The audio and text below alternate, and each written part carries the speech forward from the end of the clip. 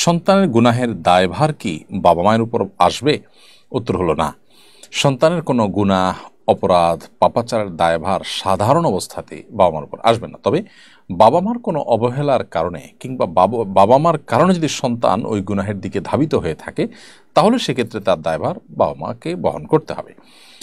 মৌলিক নীতিমালা হলো, আল্লাহ সুবহানাহু ওয়া তাআলা কোরআনে কারিমে বেশ কয়েকটি জায়গায় এই একই কথা বলেছেন, ওয়া আল্লাহ তাজরু ওয়াজরাতুন উযরা উখরা, কেউ কারোর পাপের বোঝা বহন করবে না। যিনি যে পাপ করবেন তার বোঝা তাকেই বহন করতে হবে, আরেকজন তার পাপের বোঝা বহন করবে না। সো সন্তানের দায়ভার সন্তানই গ্রহণ করে, বাবা মা। তবে হ্যাঁ, বাবা মা সন্তানকে বিপদগামিতার পথে ঠেলে দিয়েছেন, বিপদগামিতার পথে টেনে এনেছেন, পথ নির্দেশ করেছেন, তাদের বিপদগামিতার জন্য দায়ী হয়েছেন, কারণ হিসাবে ভূমিকা রেখেছেন।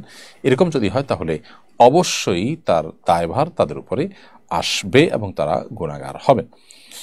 এজন্য বাবা মা হিসাবে আমাদের কর্তব্য হলো সন্তানদের সৎপথে পরিচালিত করা, সদুপদেশ দেওয়া, ভালো পরিবেশ দেওয়া, নিজেরা ভালো এবং আদর্শ মানুষ হিসেবে তাদের সামনে নমুনা এবং আদর্শ মডেল হিসাবে নিজেদেরকে পেশ করা। এটি আমাদের কর্তব্যের অংশ। আসুন্নাহ